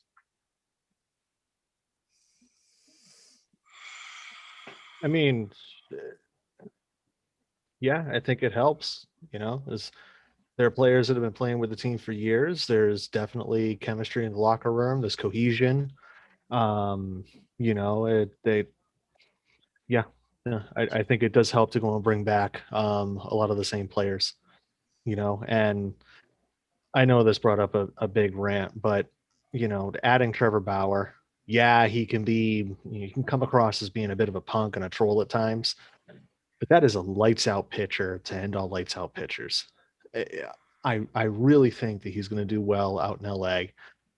And I really think he, along with Mookie Betts, Cody Bellinger, Justin Turner, the rest of that pitching staff, that's a 6-man rotation essentially, with all the pitchers that they have starting. And then you've also got a Kenley Jansen, who's a great setup and closer. You also got Joe Kelly. Yeah, you got Joe Kelly, who I loved as a Red Sox because he was a very fiery individual. Yep. And he certainly was against the Houston Chitros last year. Yeah, that was a good way to put it. Yeah. I can't wait till we talk about them next week. So, yeah, I definitely think it's a help that the Dodgers go and bring back everybody from last season. They go and add a couple of pieces that definitely feel like, once again, they got over the hump last season by winning it for the first time since 89 or 88. 88. Sorry. Yeah, 88. 88, yes. But these guys definitely have the best shot in a decade at repeating as World Series champs. Yeah. But whether we like it or not, getting Bowers, that's a huge move. I know we get aggravated when athletes do this type of stuff, but Kevin's right. The Dodgers do have a great shot at repeating as champions because the main reason, not because of Bowers, because they brought back the majority of the 2020 team that won them the World Series since 1988. And having Bowers on that team is going to add that extra punch. Did they really need it? No, but Doesn't help. Doesn't hurt to help. Doesn't hurt the help. I mean, it also pretty much puts it now that David Price is probably going to be your fourth starter. That's the scary part. That's the scary part. And David Price, I said this last week, or whenever we talked about Bauer, David Price was the dominant ace in Boston so many years. David Price, to me, John, is the wild card of the Dodgers. Not Bowers, not the great Kershaw. It's Price. Yeah. I mean, you can even, let me see if I can pull up the Dodgers pitcher rotation right now. You can even probably make the argument of David Price probably being your fifth starter. Realistically, let me just. And I will give LA this somewhat credit. They're making those moves if they need that guy that can get like if they're in a tight knit series.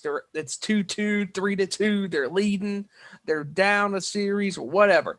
They want to be sure that they have all their aces in the hole, because when you have a lot of great pitchers on your team, it gives you that better chances to win those games. But you're also forgetting one other thing.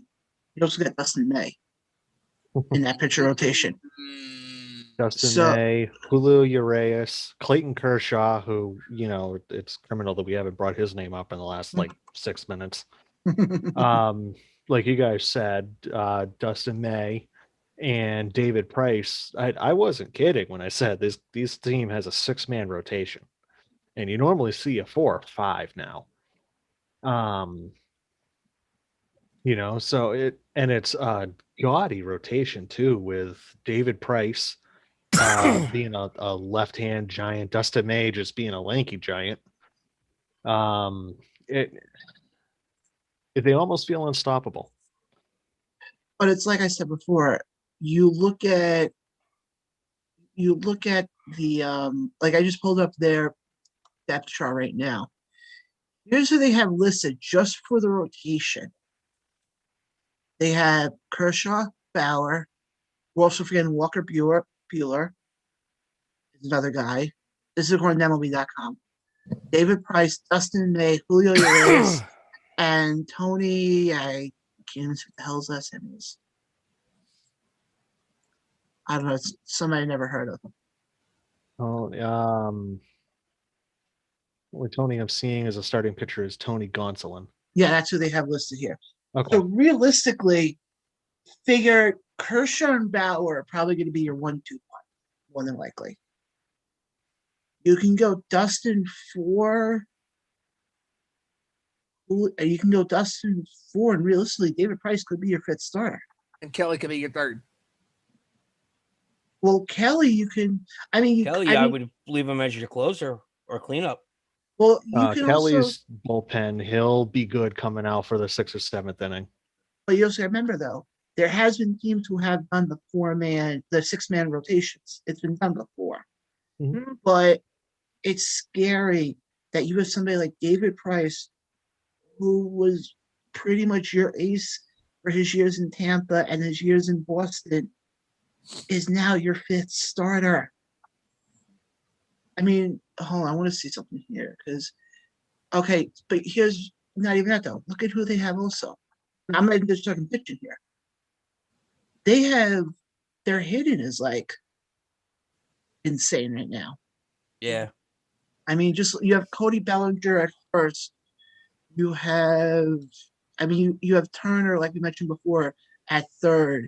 Corey Seager's at short. I mean, we said it before, guys. Who the hell is going to stop this team? Who'd you say was first on the Dodgers? Cody Bellinger. No, Cody He's center Bellinger field. is center field. Max Muncy is first base, who's another great hitter in his own right. Yep. Oh, okay. So he must be one of those guys. He plays multiple positions. Then Cody, because on MLB.com they have him listed under first base. And then you also, just in the outfield, you have Mookie Betts, who can literally throw from this wall to home plate without a bounce. Yeah. And the last guy, greatest arm there is. And the last, but the last guy I remember who did that was Vladimir Guerrero. I remember Guerrero's arm was like that. But this, folks, this is what we're saying. Look at this team. There is no holes on this team at all. At all. No. And then also, too, you have AJ Pollock, another great hitter. Yeah. According to CBS, what I'm looking at for the depth chart, they're putting him as the designated hitter. But if I can take one brief moment to rag on the MLB,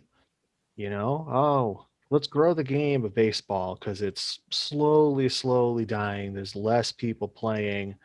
Last year, the designated hitter was universal throughout the MLB. So how do we go and continue to grow the game? Oh, I know. Let the starting pitcher, Walker Buehler, go and hit a slow roller to third base to go and be thrown out at first as he's slowly trotting down instead of a designated hitter who can hit home runs. Yeah. And Yeah, no, that grows the actually game. on ESPN, they have Will Smith as the designated hitter for the Dodgers. The guy from Men in Black? I'm just kidding. I'm Yeah. just kidding. Different Let's Will get it. Smith. I know. But Yeah. we were saying how deep the Dodgers are right now. Yeah. We mentioned before, you look at San Diego. Right now, with the additions of Blake Snell and Yu Darvish, you already have a team that last year, I think from what I read, had the lowest ERA amongst any rotations. Mhm.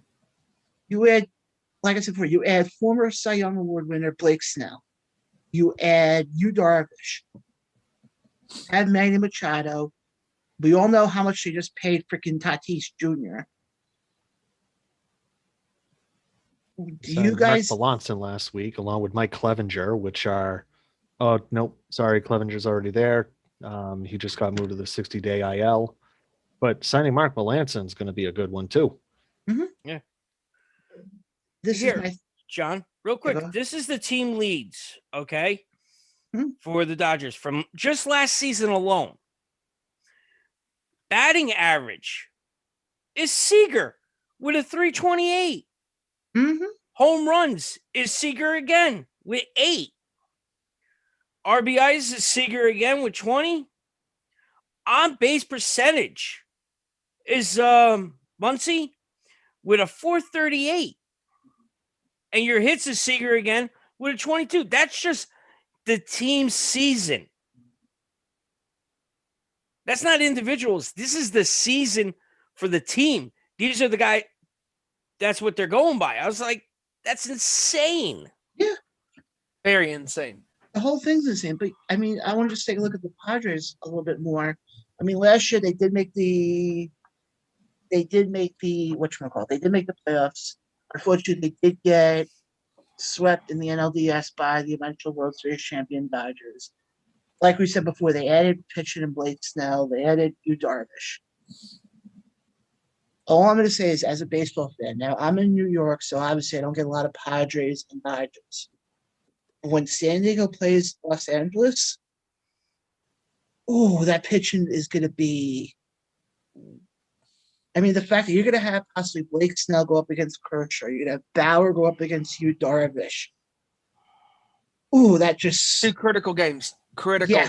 Very critical. That's why, to me, if San Diego can pull this off and show that last year wasn't a fluke, San Diego to me is another team that could easily be in that run-in, and I think could give the Dodgers a run for their money. Again, Like we said before, it takes that one move, and it can change the whole complexity of a team and make them that much better. And I'll go in quickly via CBS Sports. The depth chart of what the Dodgers and the Padres pitching rotation is. I'll go from number 1 to number 5. Clayton Kershaw versus Yu Darvish. Trevor Bauer versus Blake Snell. Walker Buehler versus Dinelson Lamet. David Price versus Chris Paddock. Julio Urias versus Joe Musgrove. Wow. I mean, yeah, San Diego's rotation kind of flags a little bit off towards the end, but it's not like they're horrible pitchers and they can't be trusted. So Dodgers-Padres games are going to turn into must-watch TV, like Yankees-Red Sox games of old. Mhm. Yeah. Don't be shocked if once I know the schedule came out already, but don't be shocked if all of a sudden you start seeing San Diego and Los Angeles on a lot of the Sunday night baseball games. Oh, yeah. Because that's going to be that's what it's going to come down to. I mean, the Padres right now, to me, obviously, I don't think they're going to win the division. I still think it's going to be Los Angeles who ends up in that division. Yes. But watch San Diego make a run at that wild card. Yep.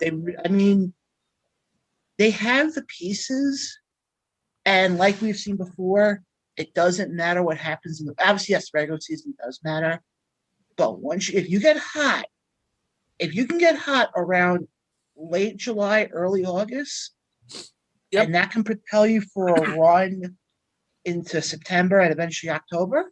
Yep. We've seen it happen before Yep. where teams come out of the gate slow, get hot around the All-Star break, really get hot around the trading deadline, and then all of a sudden, come falter off. August, I mean, go back to the 2015 Mets. They had that great run in August after they traded for Cespedes. Yep. And look what it propelled them to. Yeah, they didn't win the World Series, obviously, that year, but it propelled them on a run that nobody saw coming. Yep. Not saying San Diego's going to be what the 2015 Mets were, but never say never when it comes to the world of baseball. And mark your calendars. April 25th is the first Sunday night baseball game between the Padres and the Dodgers, and we'll be in Dodger Stadium. Oh, Ooh. Wow. So I have a feeling I'll be that'll be watching a lot fun. of Dodgers games this year. I Just am saying. hoping to watch a lot of baseball games in general, like I did last year. Yeah. MLB Network works very well. Oh, yeah. The MLB Yes, it TV, does. T-Mobile gives me the MLB TV app for free every season. So let's go. Ooh, that's going to be an interesting game. Ooh. Oh yeah, no, that'll be very interesting. This season will just be very interesting to see. Well, quickly then, unless Carl, do you have anything else you want to add, or Steven, do you have anything else you guys want to add with San Diego? Nope. I'm waiting to go to the next team. I'm good. All right, Arizona. Next thing I No. want to look at. No, See, I was looking at the Giants. We'll get into them. Don't worry. Alright. Give me a second here. Well, I figure you keep it all in California and then you move on. Well, it's me who's running the ship. Not touching that one. He is the captain. Yeah. He is Ar- Flex Seal.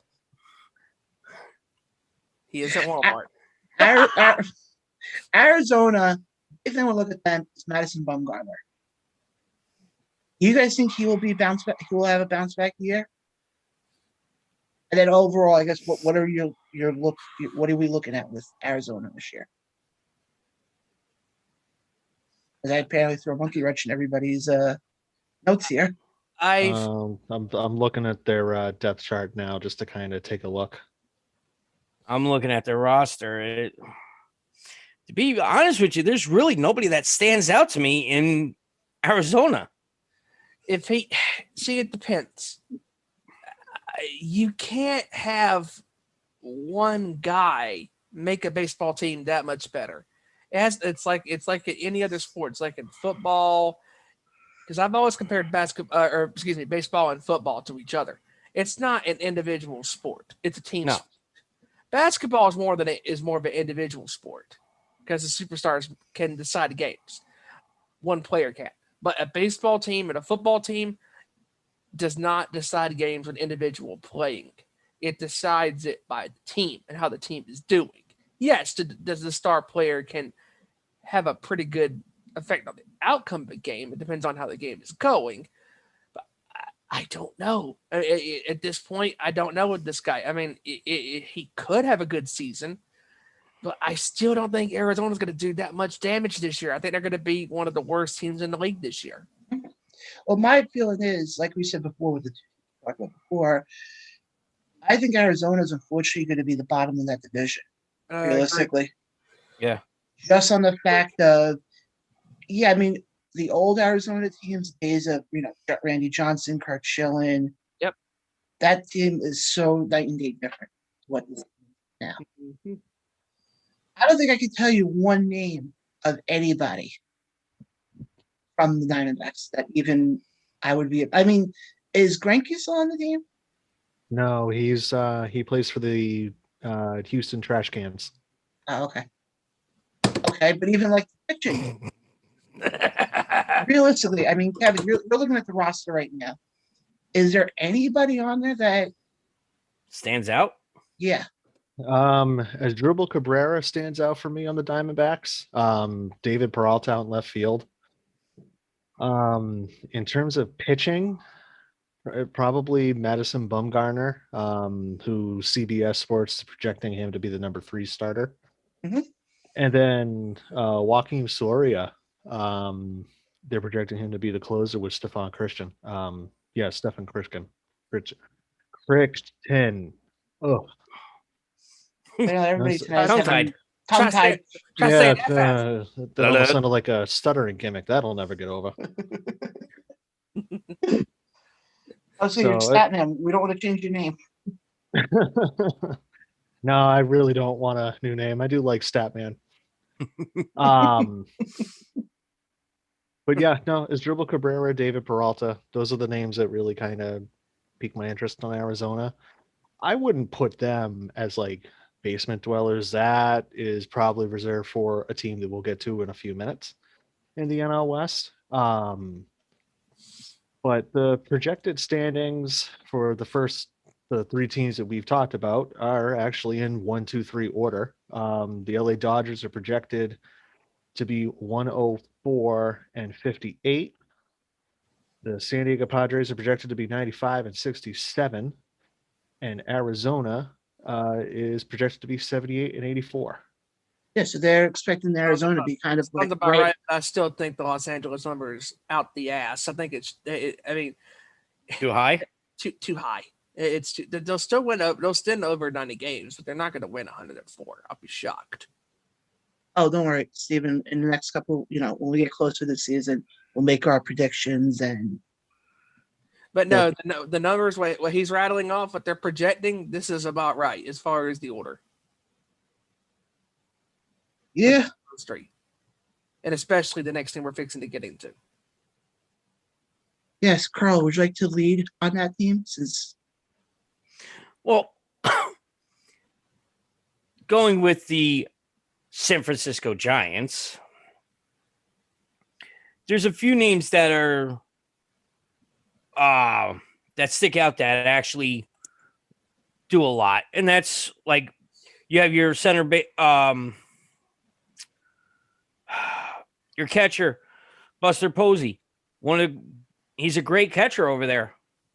And you have your outfielders, and the one name that sticks out the most with the outfield is a grandson of a legend in the baseball world, and that's Mike Yemsky.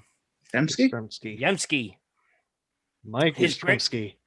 His grandfather played for the Boston Red Sox and also is one of the legends of the Red Sox. The one time that the Red Sox played against the Giants, you had grandfather and grandson standing next to each other on the field. Very special moment for that family. Mm-hmm. Everybody was shocked that the Red Sox didn't go for him, considering he's considered a legacy. Mm-hmm. But just looking at the stats from last year, Mike actually leads in two of the divisions that everybody looks at for the team leaders. The RBIs, he's at a 35. His on-base percentage is phenomenal, 400. I mean, you really can't ask for a better percentage with this. And then just the batting stats, these are your top 5 people, all right? Just batting. Mm-hmm. Your second baseman, Flores. You have Longoria, who's your third baseman. You have your right field, Yaz. Then you have Solano, shortstop. And then also shortstop is Crawford. Those are your top 5 guys that are your batting players. You look at it and you're like, what? So the averages for these guys, for Flores, you're looking at a 268 average. Mm-hmm. Longoria is a 254. Yaz is at a 297. Solano is at 326. And Crawford is at a 256.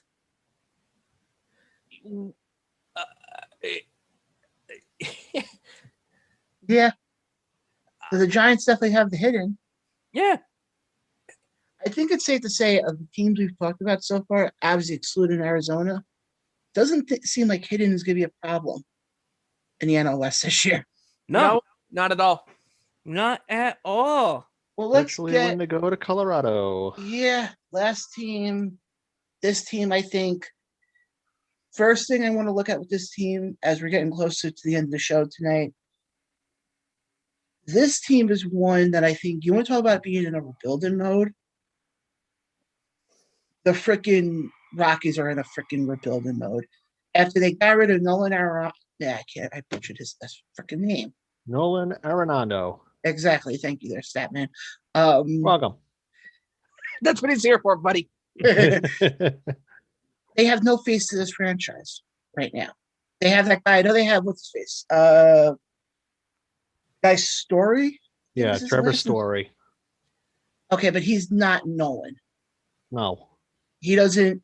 To me, the Rockies. Okay, maybe what I said before about how Arizona's going to be the bottom of the division now. I think it's going to be the Rockies. It's going to be the Dodgers, the Padres, the Giants, the Diamondbacks, and the pathetic Rockies. Those are your top five. It'll be safe to say that I think people in Colorado will be more high than how that team's doing.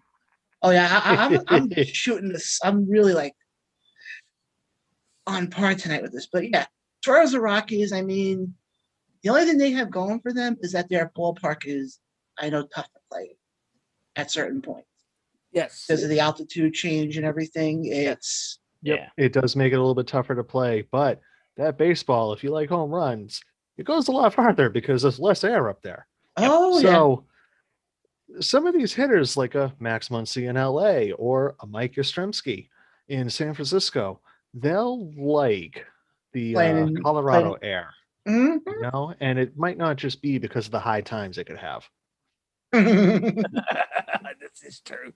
And But- in terms of projections, like I said earlier, LA 104 and 58, San Diego 95, 67, Arizona 78, 84.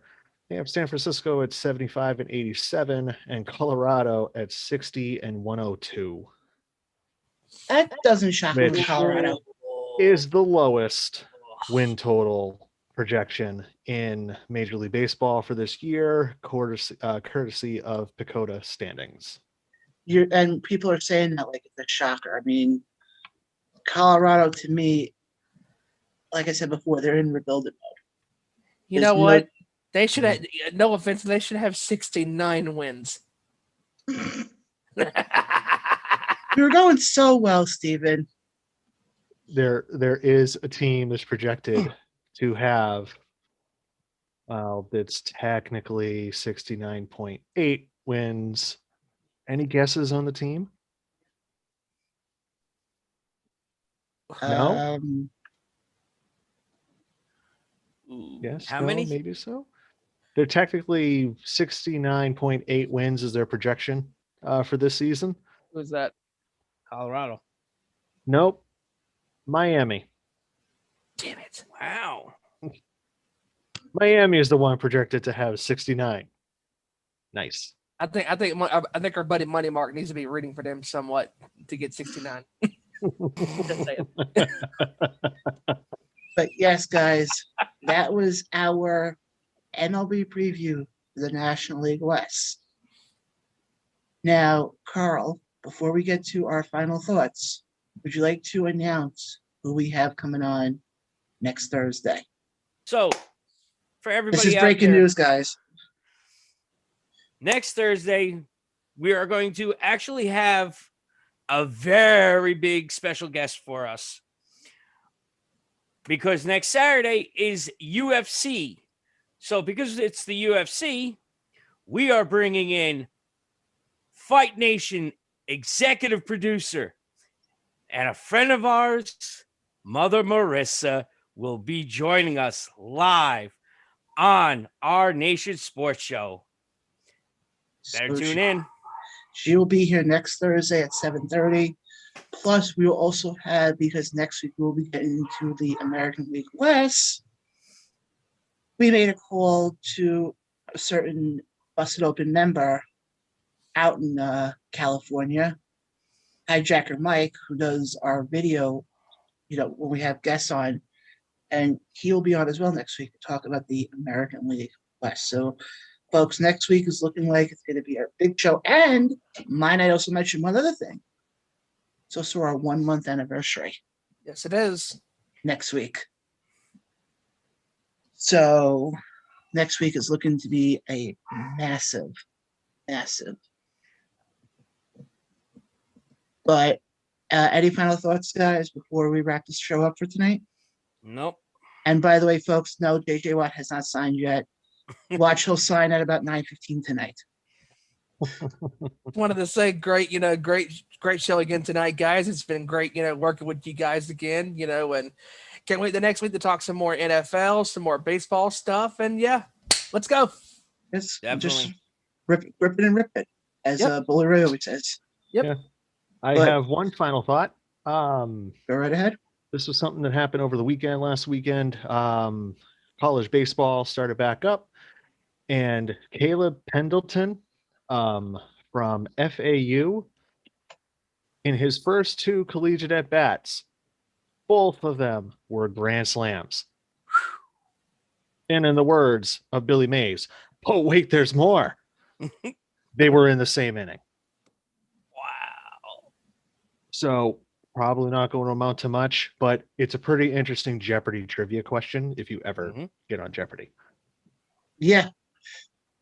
But Carl, what about you? Any final thoughts before we wrap the The show? only up? final thoughts I have is, guys, as I broke the news here on our Nation Sports Show, please support our troops. Keep everybody in their prayers. Yes. And God bless America. Yes. All you can say. Just go around the horn quickly. Carl, where can everybody find you on Twitter? On Twitter, it's Smoke452. Kevin? It is XRivam13, XRIVAM13.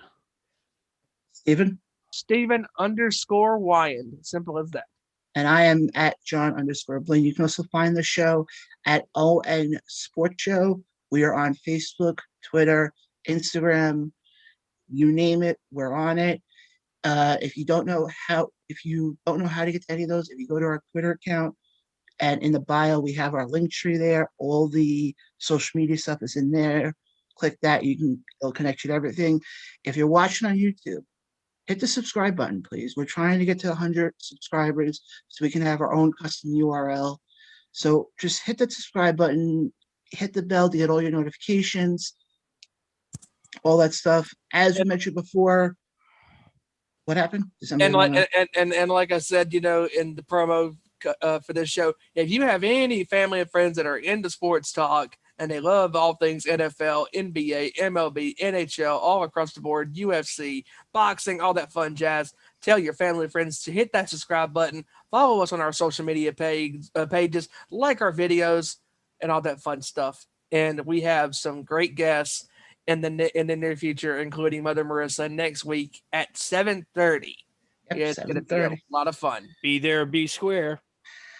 Tell your friends. If you're a fan of WFAN, you got that reference. But again, you can follow us on any of our social media platforms. That's where you get all the latest information as far as what we have coming up on the show, what we have, on the show, and also what we have if there's any breaking news.